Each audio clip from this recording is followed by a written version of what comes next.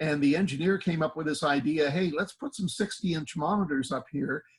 They bought the monitors that have the USB jacks on them, and they put together a slideshow on the USB jacks. So these, each monitor switches from scene to scene to scene for the different stations that are there. And it really catches your eye, and very inexpensive. You know, instead of hiring an interior designer to come in and do something, this was all done. And the point that he made that was so neat was, if they needed to change something, like if they had a VIP coming in or something like that, they could pull the thumb drive out and stick in new graphics for that particular day. So anyway, just a neat idea. Everybody needs fresh air. I don't know if you've seen these Filtrete, well, 3M makes filtering material, but this is an air freshener that you clip onto the filter itself, and it does work pretty well. So if you're looking to try to freshen the air in the studio, you can pick these up at the big box stores. Let's take a look at some wire management. Nobody's ever seen anything like this before, right? This is a flexible hose to conceal speaker wires. The hose is the kind of stuff that you get at a auto supply store. Your terminal room before Axia and after Axia. Just really neat the way that AOIP kind of neatens everything up.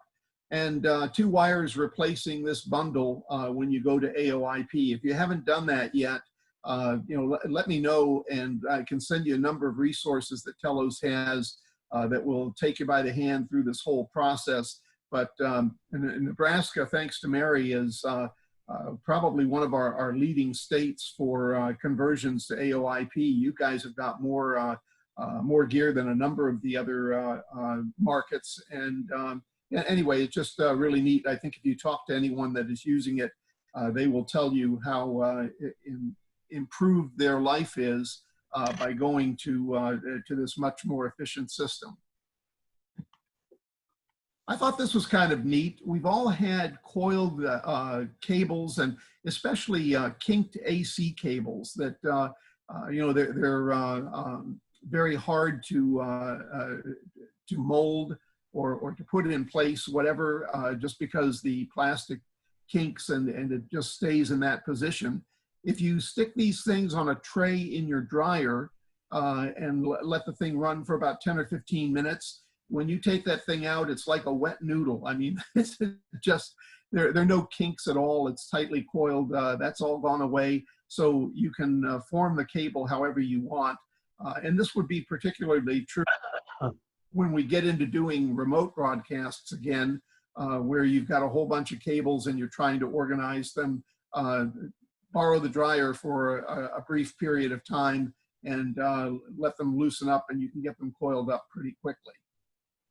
Did somebody have a comment? Okay. I thought this was an interesting idea. Speaking of remotes, this engineer stuck signs that said wet paint around the edges of their stage that they put up to prevent people from coming up and sitting on the stage. They were having a security issue, and people, you know, sitting there and wanting to have a place to sit down, and well, we'll sit on the stage, and the wet paint signs kind of discouraged that. This is not anything fancy, but this block of wood simplifies soldering. And what it is, you just go ahead and put a male and a female XLR, drill the block of wood and stick those in there. And then as you see on the left, you just put the mating connector into the block of wood, the connector that's in the block of wood, and go ahead and solder it. It holds things so that you can get it soldered. And the one change I would make is I would number the pins. So I'm getting to the point where I need a magnifying glass to see anything anymore. And if you have the pins numbered so that you know that pin 1 and pin 3 flip as the sex of the adapter flips, the connector flips, that way you're not going to make a mistake and wire something up incorrectly. This was another connector holder, which was kind of a neat idea. Again, just taking a piece of a rack plate and drilling it for the DB connectors as well as the XLRs. But got a better idea than that for you. If you're not familiar with these not about yet GPIO adapters, when you get into the Axia and Wheatstone facilities, the GPIO is brought out on 15-pin DIN connector, or D connector rather, and you don't want to be sitting there trying to solder those little pins. I mean, man, we've all got better things to do than that. This is, I believe, a couple of $100, and the soldering's all been done for you. You just plug this thing in. It's got relay control, and the green barrier strip in the back, you just connect your wires to whatever you want to control. One of the other things that's nice about this is the GPIO X nodes have like about a 40, 50 milliamp current limit. These things, because they're driving relays, you know, you can get away with a little bit more substantial power going through them. You don't have to worry about that using these adapters. So talk to Mary about them. They're a variety, several different types, and they're well worth your time just because you're not sitting there soldering all day long. Now these cable labels, it's a sheet. It's an 8.5 by 11 sheet of paper. They're different colors, and you can run this thing through a printer. What's nice about it is that it goes through a laser printer, and you get labels that aren't going to rub off. They are water resistant, and they have a adhesive backing that loops around and connects up to the label itself. Really neat way of labeling all of your wires in your facility, and especially because they're so big, you can put a lot of information on the label itself. So you know, when you're looking at the end of it, you know exactly where it is or what it's doing. One engineer who was using these just put IP addresses on the ends, and so you know, he knew what the IP addresses were for the pieces of equipment that were connected up. John, where do you buy those labels? These are from Amazon. So if you get them online and just look at Google Mr. Label, that's the name of the company. And you can get them, Amazon's got them, and I'm sure there are other office supply stores and things like that. So they're very, very convenient to get. Velcro instead of wire ties, it's a good idea, especially with Ethernet. We had a situation about a year or so ago where, and this was, I won't call it a drawback with AOIP, but it's something, if you're not familiar with it or comfortable with it, you got to keep your eye open. Here's what happened. They hired a cheapo company to pull computer cable through the entire facility. Fortunately, they also requested a speed test on everything to make sure that all the cables were all right. And it turned out that the company that pulled the cable had no idea what they were doing. They pulled the cable, they didn't use any kind of strain relief or anything like that. They upset the wrap of the cable inside, or the wires inside the cable itself, to the point that it would not pass the speed test. And so they ended up having to pull everything out, and they got a different company to come in. It was a little more expensive, but they at least knew what they were doing. I mention all of that because it is important that you're not disturbing the lay of the cables or the wires inside the Ethernet cable. And with this Velcro wire tie, a regular wire tie, you can cinch down really hard, and it could end up really messing things up. But with the Velcro, you know, it holds things snug, but it's not going to disrupt the lay of the wires inside the Ethernet cable. I don't know if you guys have seen this or not before, but a good friend of Mary's and mine was talked into this a number of years ago. His general manager, he was running from his control rooms to a technical operations center, and he had conduit specified.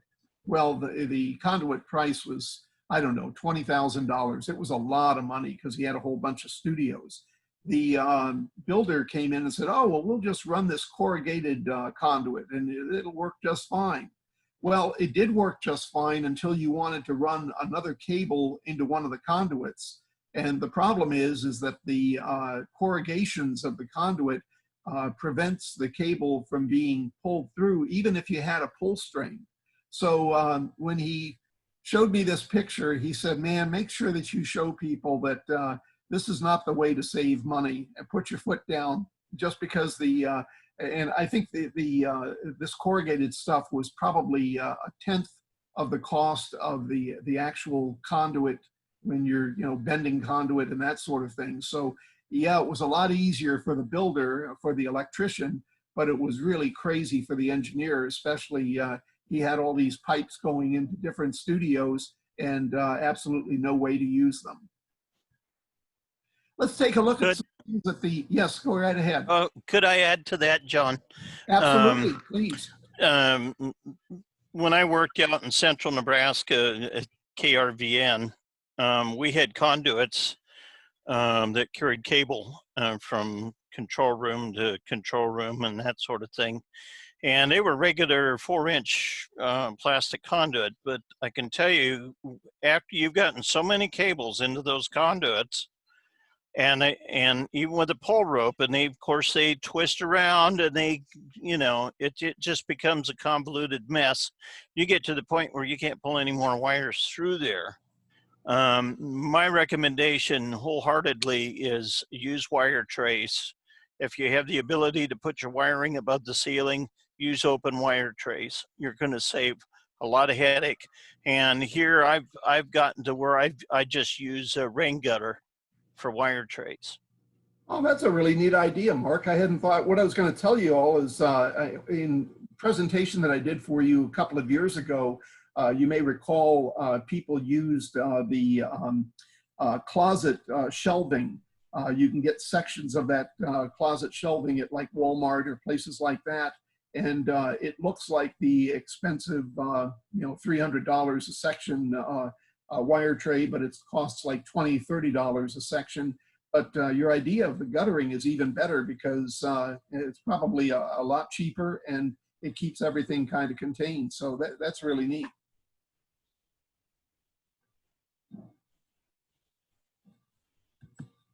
Okay, let's move on to the transmitter site.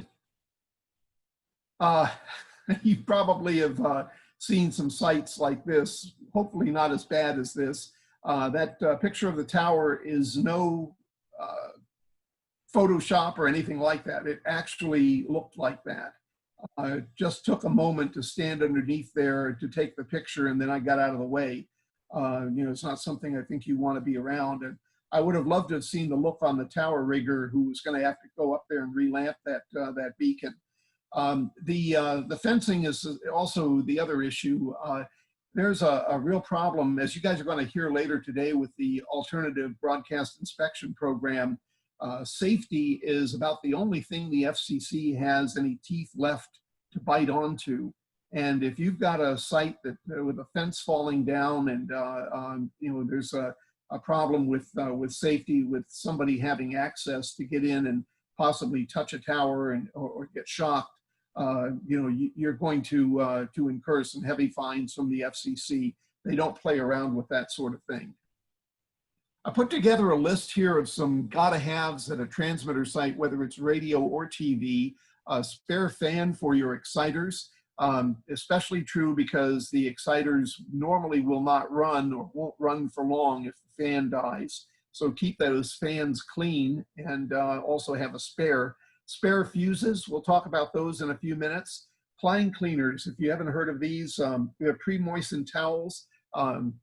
You don't have to do Klein cleaners, you can buy baby wipes. They're really nice because they're in a sealed container and so they're going to stay wet, but it'll give you some moisture that you can have on a rag or on a towel that you can go ahead and clean things up with. A trouble lamp with spare bulbs if you're using the incandescent type trouble lamp, but I'm going to show you a couple of pictures of lights that are LED type, and if you don't have one of those at your transmitter site, it would be a really good idea. first aid kit, making sure that that's well stocked.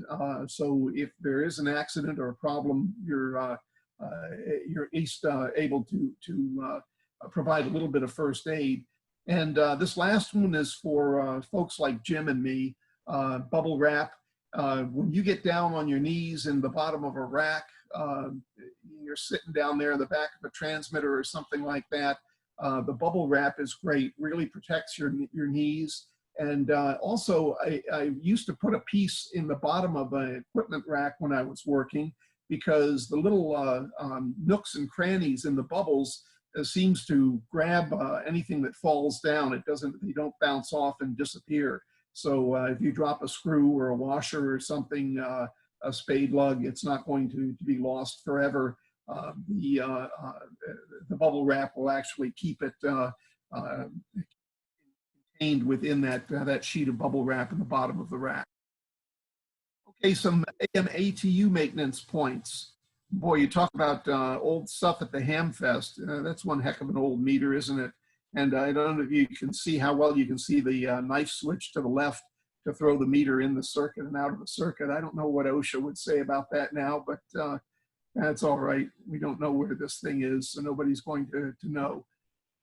With the ATU, loose connections can cause heat buildup and also shifting parameters. So one of the first things before you start cranking on a phaser, unless you know that it's a seasonal change, is check all of the connections in your dog houses and in the phaser itself. At least twice a year, tighten all of your bolts and nuts. And then every other year or every third year, remove all of the hardware and clean, especially if the parameters are unstable.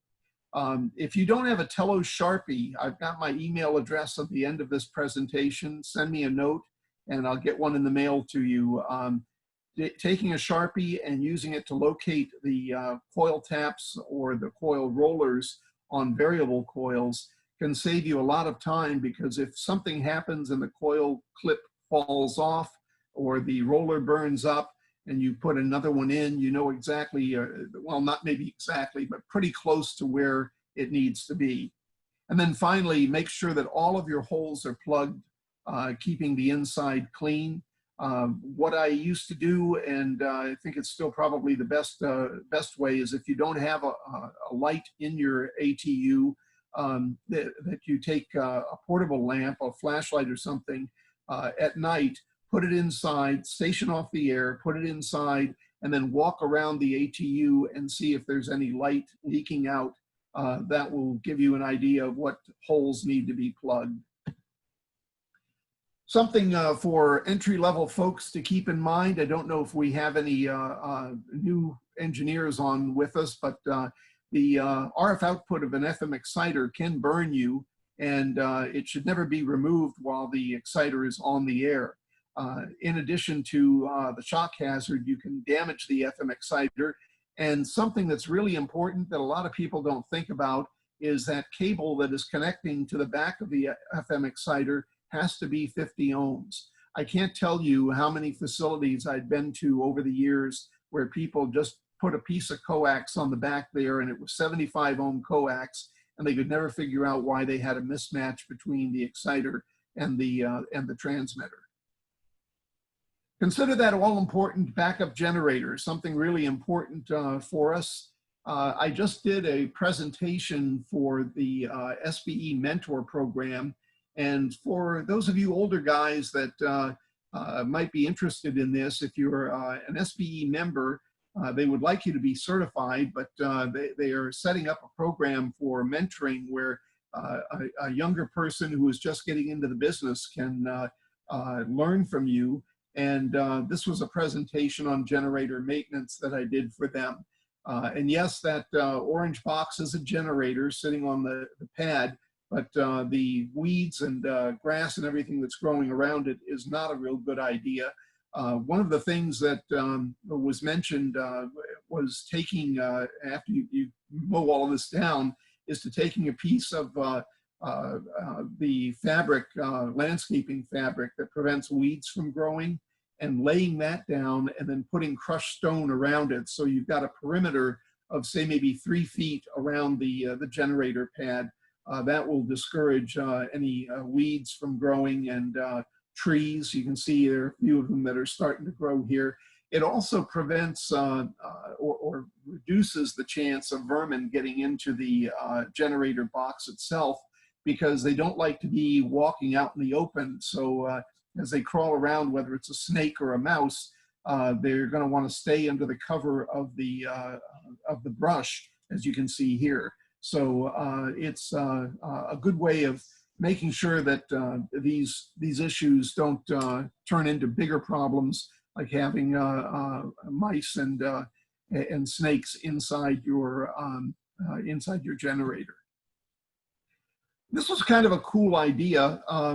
As IP cameras have gotten cheaper and cheaper, this one sits up in the corner of the building, and it lets you position it so that you can not only see the entrance to the building, but also see the exhaust flapper on the generator. And that was how the engineer could make a quick check that, yeah, the generator was running, or that he had his weekly test if he didn't have it connected up to remote control. So site security, very important, especially in these days of people looking for the cheap way to make a buck by stealing your copper strap. Most generators sit on a concrete pad, so the open bottom is really not a problem for rodents. But in this particular case, the generator was above the ground by a couple of feet because it was in a floodplain. And the idea was that this way, the generator that's all important when they lose power is not going to be down because the water has come in and flooded around it. So the mesh that you see there was laid down before the generator was set in place. And the point there is that nobody or nothing can get inside. And when I say nobody, this is what I mean. You can see the bottom of this, you can see the mesh, but you can see how open it is. Somebody could reach up inside there if they knew where they were, what they were doing, or had a flashlight, and steal your battery, just what you need, you know? So making sure that the bottom is sealed and screened. And in this case, it was the 1/2 inch by 1/2 inch hardware cloth that was put in there. So, you know, it's not going to keep everything out. Wasps can still get inside. But as far as mice setting up a hotel in your generator, that's not going to happen. Yes, go right ahead. Could I also add to that too? On that hardware cloth, as I learned one time, a long time ago, that it is very good to have that affixed to the radiator opening on the front of your generator for hail screen. And, oh, very good. I hadn't thought about that for hail. That's right. You guys have. Oh yeah, we can get some pretty nasty hail out here. So okay. Get some of that hardware cloth. It's not that expensive. Put it on over your radiator opening. Most radiator openings are, you know, they've got a grid or something in front of it, but you know, some of these are still pretty exposed, and the fins will get all bent up and messed up with hail. So sure. And that's going to reduce the efficiency. Something here to check is all of the hoses for cracks. If you haven't done this, next time you get to your site, just squeeze the hose and look at it. Make sure that there aren't any little tiny cracks. The hose should not be hard or brittle. And those little cracks, if you see them in the rubber, see about replacing that hose, because you've got a chance that that thing's going to burst. And of course, it's going to burst when you need it most. So you want to be careful about that. And to Mark's comment about the hardware cloth, this is exactly what he is talking about. This engineer used self-tapping sheet metal screws and screwed a piece of this over the air intake. So it, you know, protected them and then also kept any vermin out of the generator. So what's hiding in your pipe? If you've got any openings going into your transmitter building, stuff these things with either copper wool or stainless steel wool. Mice do not like biting into that stuff. And if you just fill it with foam, that's not going to do it. They'll chew right through that and then get in. And of course, halfway down the conduit run is where they're going to chew your wire and cut it in half, so you lose your connection. So make sure that pipes like this are completely sealed. And if you look at the picture in the back to the left, yeah, that's an animal, all right. And the picture to the right, it was a dead raccoon that happened to sit on the equipment in the equipment rack. I don't know that I would have been so brave as to pick him up like that, but anyway, we all know you never know what you're going to find in transmitter buildings. So I guess the point here is to be diligent with keeping openings closed so that this kind of thing doesn't happen. We're all looking for additional help, and if you're not on Radio Tech, the blog site, this is a good place for you to get a lot of additional help. Not necessarily that everything's going to be correct or what you want to do, but getting 3 or 4 different opinions on something, this is a great way of doing it. Going ahead and just shooting ideas back and forth between the other engineers that are on that site can be very helpful. And if you're looking for an assistant, consider this mentoring program that the SBE is doing. You're bringing somebody in that you're going to mentor and kind of train so that they have an idea of what broadcast engineering is all about. If you haven't been on consultant sites lately, these are 3 that are very useful. Graham Brock has a lot of online FCC apps and a newsletter and some links. Mun Reese has an RF newsletter that is very interesting. And the Cavell Mertz site has FCC info. You probably have all used that. Any of the consultants have got pretty good websites and have resources there. So if you go ahead on those sites and bookmark these, it's a good idea. You can never get too much information. And as these guys get older and retire, I mean, being able to glean information from them before they are put out to pasture and stop working, it's really great that you're able to get that information. Let's look at some useful tools. This first one, I showed this once before. The price has come down now. It's under $20. This is a USB endoscope for either the iPhone or the Android. And this is about a 3-foot cable with a camera on the end of it. I don't know, probably in China, they use it as a real endoscope. I don't know, it's being sold as this. But the reason I bring this up for you as an engineer to have it is not to open up your own upper endoscopy clinic or something like that, but it gives you the ability to put that little camera in places that you can't see. So if you're trying to see behind some equipment, see behind some components in a transmitter in a dark area, whatever, for $20, you can't beat this, and it's really neat. All you need to do is just Google micro USB endoscope, and you'll see a number of different versions that will come up.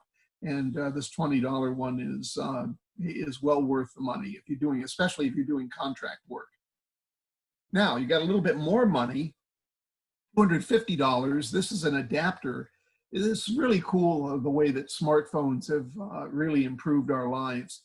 This plugs into your smartphone, and this came from Jeff Weldon, and it gives you a temperature picture. As you can see, he took a picture of me sitting at my computer on the left there, and I'm still not quite sure why my head is not as warm as the rest of my body, but I don't know, maybe there's nothing up there. Who knows what the story is there? But more importantly, it's fun to see what people look like. But more importantly is the electric panel box to the right. you can see there's a circuit breaker in there that is really, really warm. And this is a real problem.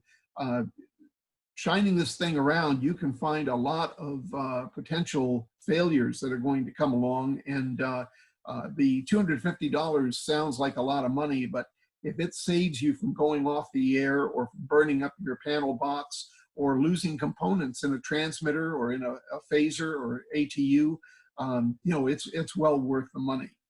And if you're doing contract work, you can tell the manager, the owner of the station, look, I'll come in and I'll scan all of your circuit breaker boxes for you for a couple of $100 and, let you know if anything is ready to burn up. I don't know, maybe some of these guys may want their equipment to burn up. I don't know. But if it comes to saving money and preventing catastrophes, this is a really neat way of protecting yourself. Here's another way of doing it. It's a little cheaper. Fluke has this infrared thermometer, which gives you an actual readout of the temperature. It kind of works the same way. You can use it to measure RF connections, the breaker boxes, components inside equipment, any connection that could get loose and generate heat. You just shine this thing on it and it'll give you a temperature indication. So again, and not an expensive tool, but not inexpensive either, but well worth having, especially if you're maintaining a number of sites. If you guys don't have a Fluke volt pen, it could save your life. These things are really, really neat. It's an inductive non-contact tester, and that's the model number that's on there. It's under $30 on Amazon. When you get it near an AC source, the tip glows red. So in this particular case, which was pretty cool, the engineer had the breaker turned on, but still wasn't getting power.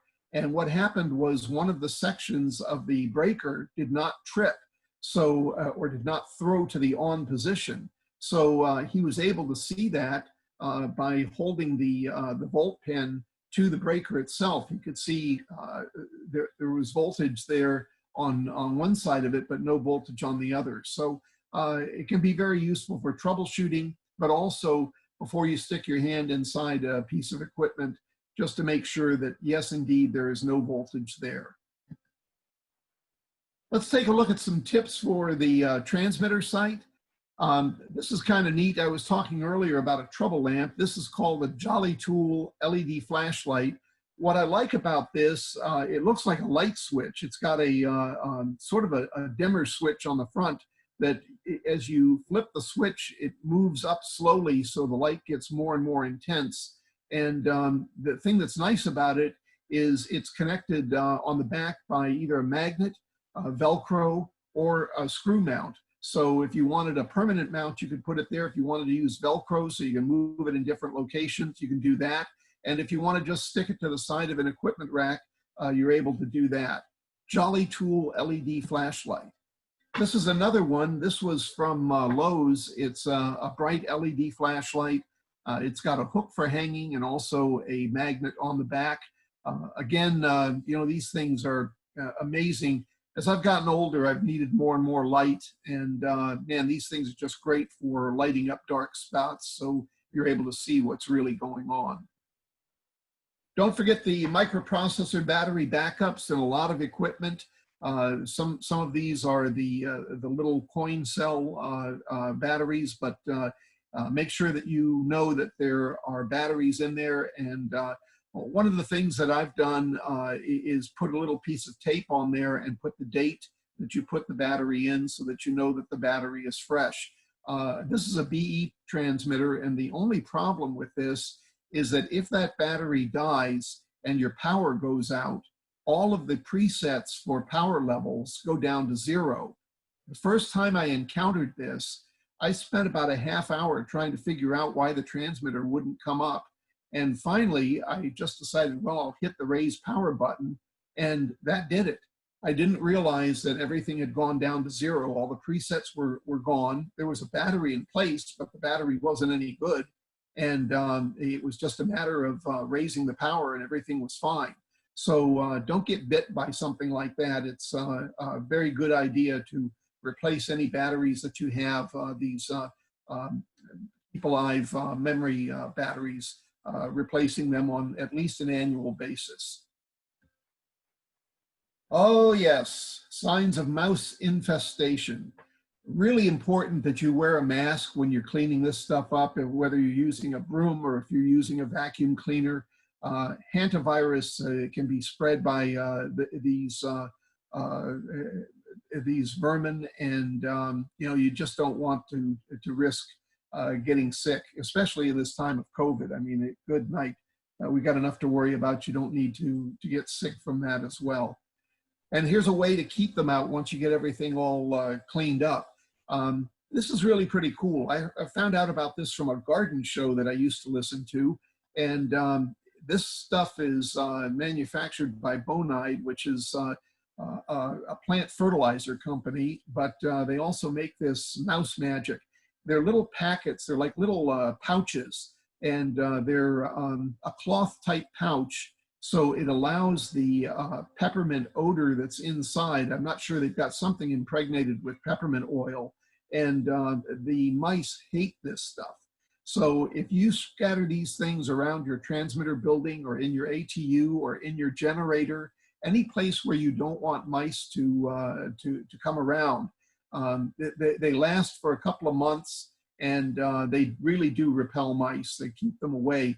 If you go on the website for Bonide, I believe it's Bonide that has the video.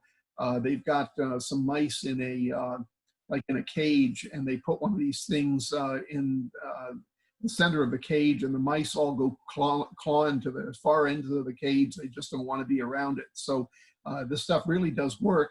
And the side benefit is the peppermint smell. I mean, at least your transmitter site's going to smell good. So it's a great deal. You can buy these at garden shops. You can get them online, and I believe Home Depot and Lowe's also sells them.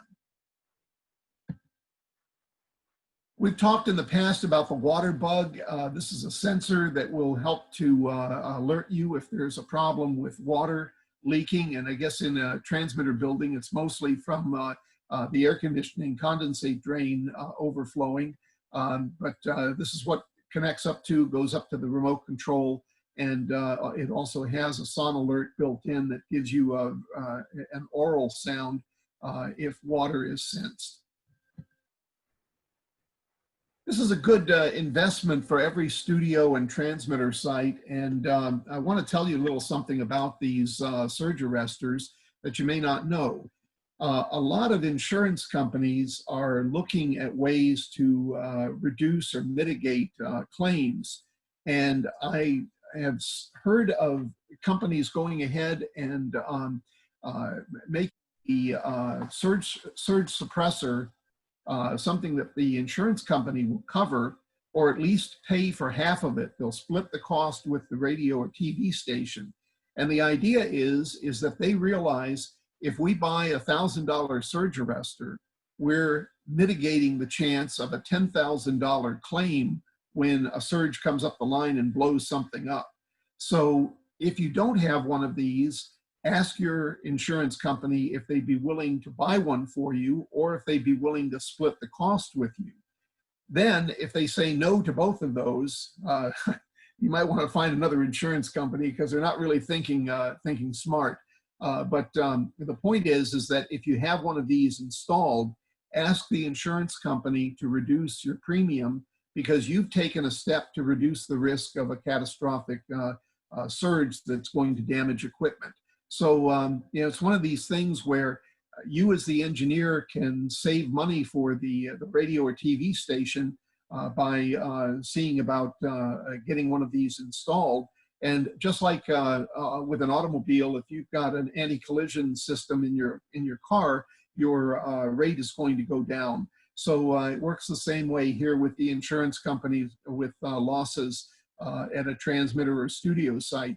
You're taking or making the effort to make sure that if there is a surge that comes up the line, it's not going to cause a lot of problems.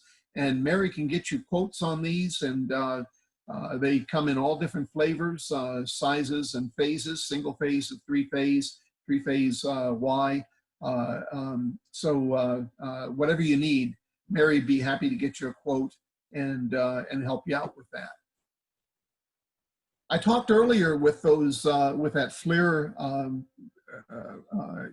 telephone adapter that you could see heat, why it's important that your connections are tight. This engineer ran a plug from the transmitter to a socket here that was plugged in, but over a period of time, the wires got loose, and you can see on the picture on the right, the one terminal in the front where the wire is burned pretty badly, and the outlet actually did cause a fire.